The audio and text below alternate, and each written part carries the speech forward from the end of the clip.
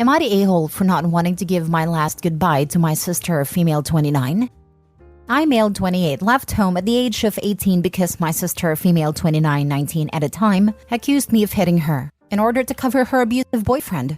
Since she was the lovely baby of my dad, he of course believed her and told me to leave the house or he would make sure I will spend half of my life in jail. In that moment, I didn't want problems, and the shock of the moment made me want to leave as soon as possible. My mom said she didn't believe me either, but she gave me some money to live for a few months, which gave me time to get a job and rebuild my life. I know it wasn't easy. I planned to end my life with my sisters as a revenge, but finally I found some peace in my life. I finished a degree in a public university, got a job, and I'm now married to a woman who supported me in my darkest moments. Then last week, my mom contacted my wife via Facebook, the most popular social media in my country, to talk with me. I figured since she helped me, I owe her a favor, so I decided to talk with her. She told me that my sister is dying, that she got cancer in terminal stage, and that there is nothing more the doctors can do now, and all she wants is to apologize and to make things right before she passed away. I of course told my mom my sister could go directly to hell. I owe my sister nothing, not even peace in her last moments. I practically said everything I wanted to say to her in that moment a decade ago.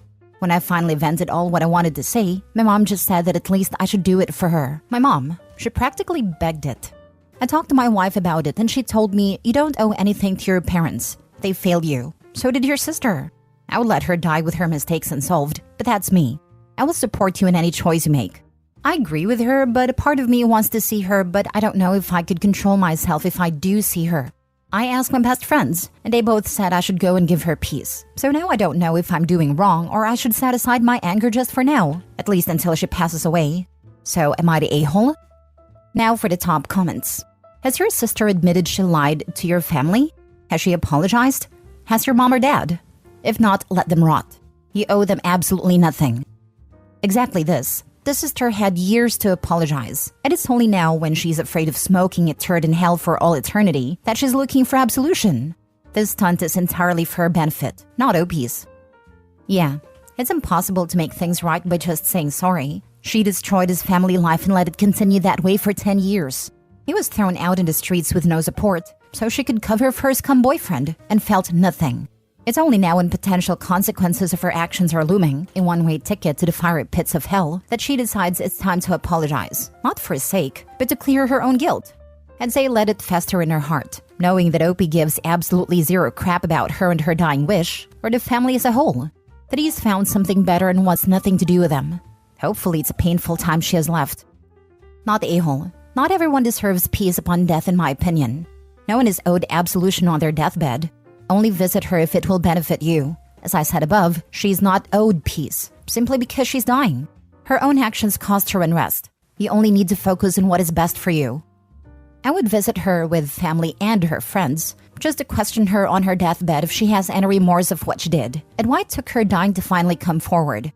Make her answer all uncomfortable questions in front of everyone, and then tell her that I will not forgive her and I don't care if she dies. Then I'll tell the parents never to contact me again, that I don't forgive them either for how they treated me, and leave.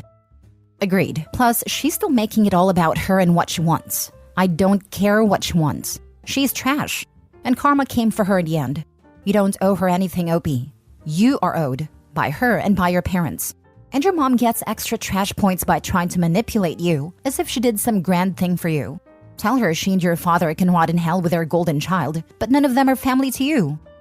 Next story. Am I the a-hole for charging my son rent?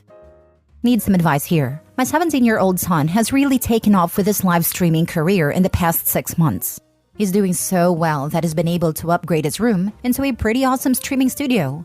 We're talking multiple monitors, TVs, top-of-the-line streaming gear, the works. He's pulling in around $3,000 a month, which is really impressive for his age. I originally thought he was just blowing his allowance and lying to me, but I have seen his bank account and it checks out. He didn't actually tell me that he was making money until I pressed him, which was weird, but he came clean and showed me his Kicks and Twitch profiles. Given his new financial situation, I thought it might be a good idea for him to start paying a small amount of rent, like $600 a month. Something comparable to what a 2-bedroom should go for, given he has 500 square feet for his room, an ensuite, and a lounge for sole use. I see it as a way to teach him about the responsibilities of adulthood and managing finances. However, my wife isn't on board. She thinks we shouldn't ask for rent, period, and that it's our job to give him a roof regardless of external circumstances. Plus, he utilizes our Wi-Fi and electricity to stream. I suggested that we put away his rent money for his future, but still no bueno. Now, he finished high school early and has been streaming over his gap year before he decides if he wants to go to college. This has led to some pretty heated discussions between us, with my wife accusing me of being too harsh, not appreciating our son's youth. On my end, I feel like I'm just being realistic and preparing him for the real world. I had to pay rent as soon as I made an adult wage when I was growing up.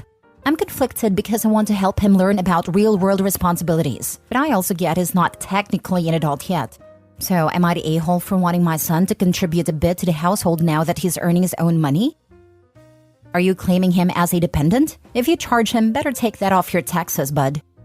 Very good point. Wonder if he realizes he'd need to remove him as a dependent and add rent as income.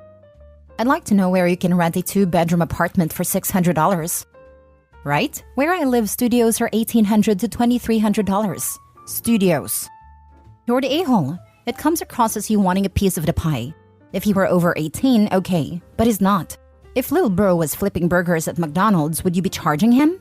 Also, since you are planning on charging him rent, I assume you'll be filing that in your taxes. He didn't actually tell me that he was making money until I pressed him, which was weird, but he came clean and showed me his Kick and Twitch profiles. That sentence is really telling. Kid probably knew dad would get greedy if he told him how much he was making. If OP really wanted to teach his kid about money, he'd sit him down and talk to him about investing, long-term financial goals, taxes, etc. Charging rent doesn't teach him anything, but that his dad will go begging for money if he makes bank. Kid hid it for a reason. Lol. He knew. You're the a-hole. You're going to charge your minor and dependent son, who has a great job, rent? And you're only charging him because he's making money? That's ridiculous and selfish. My mother did this to me, except I was not pulling $3,000 a month at all. She also treated me like a daughter and not like a tenant. If she had a real tenant, she would have received a ton of complaints and had to actually maintain the house. Yep, of course she claimed me on her taxes. Nope, she didn't need the money. She wanted the money, and to play landlord. I didn't realize how messed up that was until the first post I saw on AITA, where the commenters were roasting the parent for being so selfish. Every once in a while, there's another post like this and the comments heal me a little bit more every time. I finally cut off my mother at the beginning of this month at 30 years old for a ton of stuff. And stuff like this reminds me why. Thanks for being a voice of reason for those of us who don't know what parental love looks like. Next story. Am I the a-hole for telling my daughter to find another place to live because she's pregnant again? My 49 female daughter Josie, 19, had her first baby when she was 15. My husband and I were devastated at first, because we knew this was going to be a very difficult path for our daughter. We did all we could to give her sex ed, but it wasn't enough and we couldn't turn back time. So all we could do was support her in what she wanted to do. My husband and I helped Josie take care of our grandson and encouraged her to finish high school. She never did, because she said her priority was being a mother and she didn't have time to invest into finishing high school. We told her she would either go to school or get a job, but we weren't going to give her the option of doing neither for more than a year after she gave birth. So she got a part-time job at a hair salon. The father of my grandson, who was her age, would give her about $100 a month for baby-related stuff and would come over every couple of months to see his son. But that was all he did, although he lived in the same city as his son. A few days ago, Josie broke the news to us that she's pregnant again.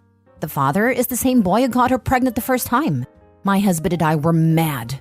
How can she get pregnant by that boy for the second time, when he was very obviously not consistent or helpful with her first baby? And with Josie living with us rent-free, and us having to take care of my grandson for her so she can work, go out, etc., this does not seem fair at all that she can add another baby into this mess. After a few days of thinking about it and discussing it with my husband, we decided to tell Josie to move in with the father of her children and raise the children together.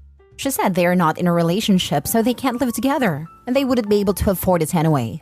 I told her she needs to figure something out, because we, my husband and I, are not willing to raise another baby for her. She said, "You're never satisfied with anything I do. You told me to get a job, so I did. And now you're complaining that you had to raise the baby? You wouldn't have had to if I didn't have to work. I can't do both things at once, and I definitely can't raise 2 kids on my own at work. What 19-year-old can do that?" I replied, "We tried to teach you how to be responsible after your first baby, and we did all we could to be there for you. You clearly haven't learned a thing. It is not our job to keep picking up after you. So, before your baby arrives, discuss living arrangements with the father and figure something out. She has been crying and not talking to us since. She's called both sets of her grandparents to speak to my husband and I and change our minds so we can help her raise her babies.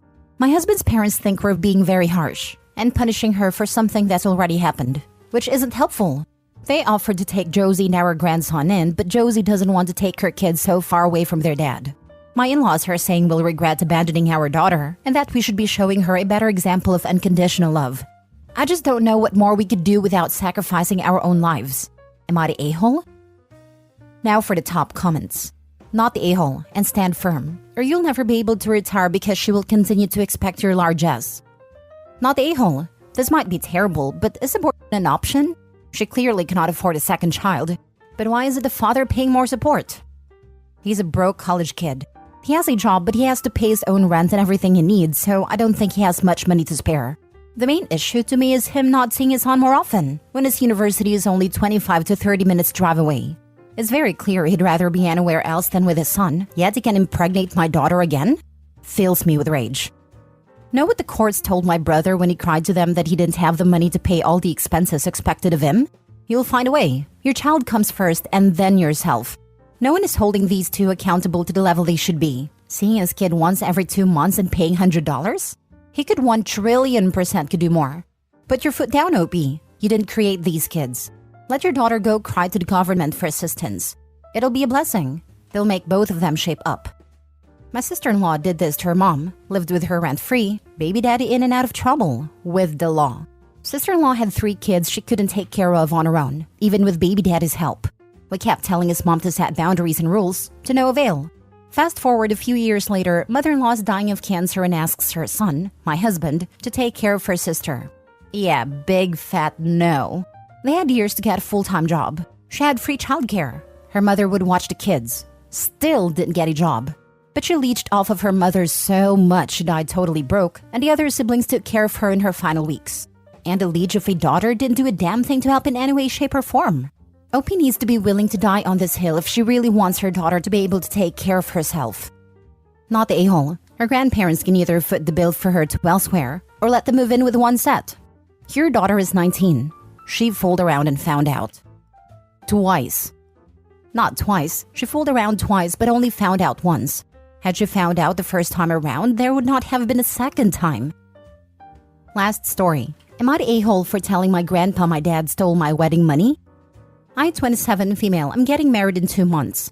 From the beginning, we were wanting to elope, but then we decided that we wanted a more traditional but still low-budget wedding, as low as you can get with the prices these days, because we didn't want to regret not doing it. We spoke with our parents about a budget maybe like 8 months ago, and both sides promised to give $10,000 each, and we would cover whatever was left and the honeymoon. We were very, very grateful for that. My mother-in-law has already paid her $10,000 up front, which helped with all the down payments and venue cost.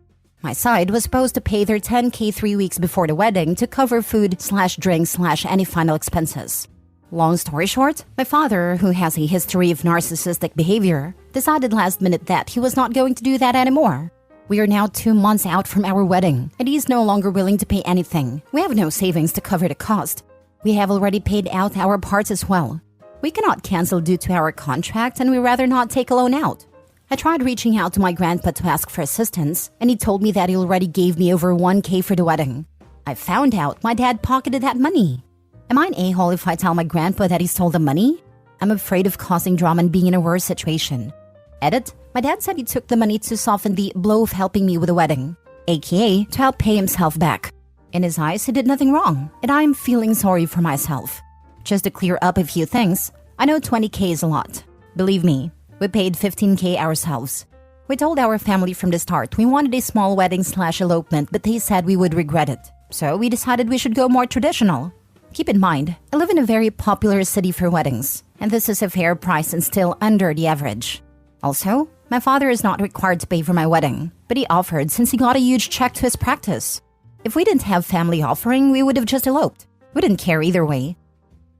No, you're not. But why didn't your grandfather just give it to you?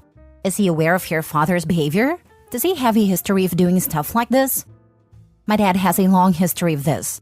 I guess my dad called my grandpa and said, "My daughter wants help with her wedding. Can you help?" And he agreed, and my dad gave him his routing info. Then I would absolutely tell your grandpa. Tell him your dad promised you the money, and you had no idea that he even asked you for some, and now he's refusing.